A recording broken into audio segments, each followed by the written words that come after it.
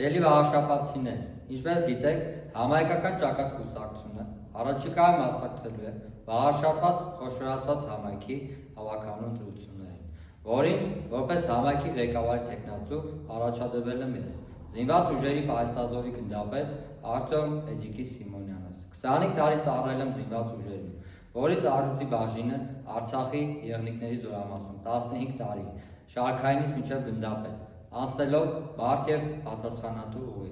Այժմ ժամանակն է ծառայությունը շարունակել նաև քաղաքական դաշտում։ Այսօր թե Հայաստանը, թե հոգևոր կենտրոնը ավելի քան երբևէ ունեն պաշտպանության կարիք։ Վահաշապատ համայնքի սիրելի բնակիչներ, համածառայակից ընկերներ, վահաշապատ խոշորացած համայնքի ընտրությունները նոր էջի սկիզբ է, բացեք այն մեզ հետ։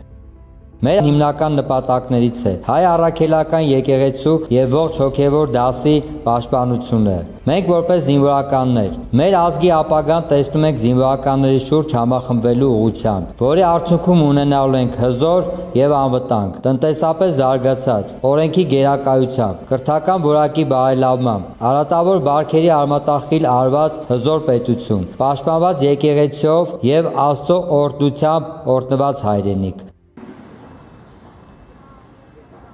Մասնավորապես վահաշապատ համայնքը Սուրբ քաղաքով և գյուղական համայնքներով մեզ հետ միասին ամենամոտ ապագայում տեսնելու են փոփոխությունները բարեկարգման, տուրիզմի, գյուղատնտեսության, կրթության, իրավապահ համակարգի, տրանսպորտի բարելավման և առհասարակ համայնքի բնակիչների խնդիրների լուծման ուղղությամբ։